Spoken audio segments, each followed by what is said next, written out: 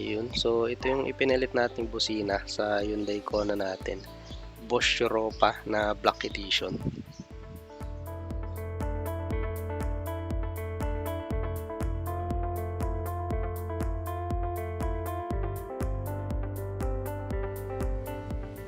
Ito yung actual na busina. Maganda siya and mukhang solid talaga kasi mabigat. Tsaka malaki din siya kumpara dun sa original na busina ng Kona. Dalawang piraso siya, isang high tone tsaka isang low tone.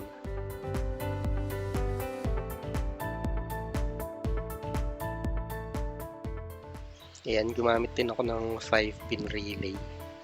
And ginawan ko siya ng wiring diagram kung paano ko siya kinonect. So sa relay, yung number 87, yun yung kinonect ko sa busina mismo. Then yung number 30, yun yung kinonect ko sa fuse, then papunta sa positive terminal ng battery. Ito, gumamit ako ng fuse holder, tsaka ng 10 amps fuse. Tapos yung number 86 naman, ito yung papunta sa stock horn wiring ng Kona.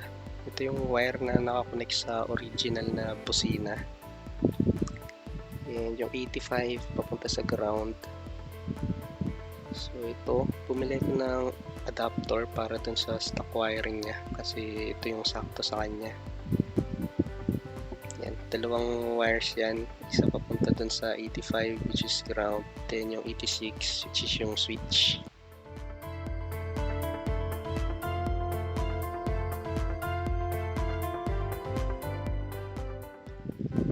Ayun yung finished product na after ko i-connect yung mga wire. Pinalutan ko lang yan ng heat resistant na tape para may dagdag insulation.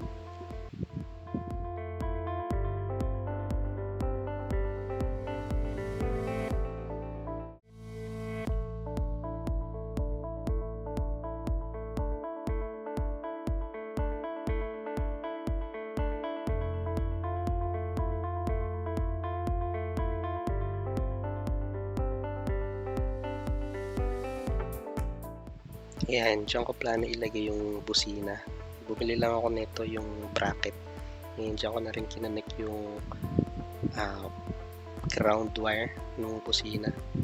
Ayan, solid na bakal yan. Mukhang matibay naman.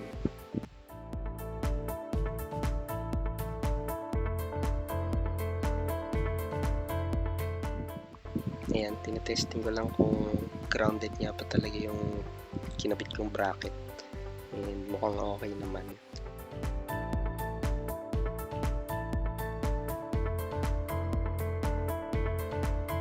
Ayan, ito yung adapter papunta sa stock wiring ng Kona.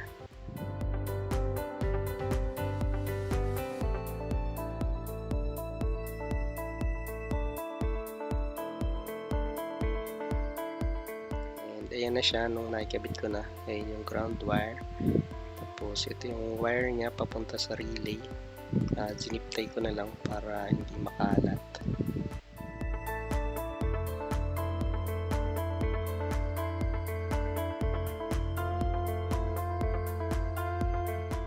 Then ayun yung stock horn niya, hindi ko na inalis para if ever gusto kong gamitin ulit.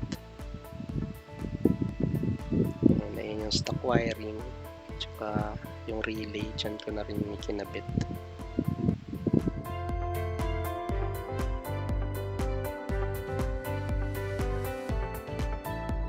And ito yung wire papunta sa positive ng battery.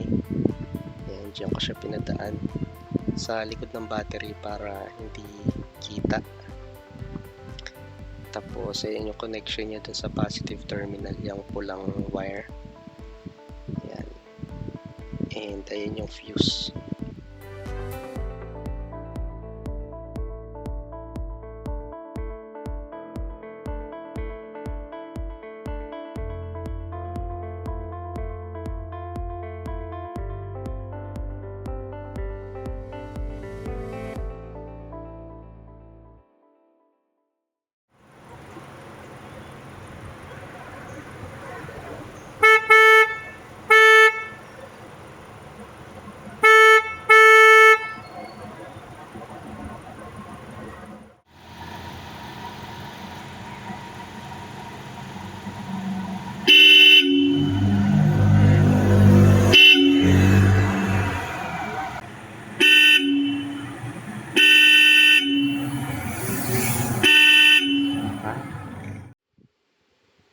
sobrang lakas niya lalo na sa personal, and masarap din siyang pakinggan, ang ganda ng tono niya. So ayun lang.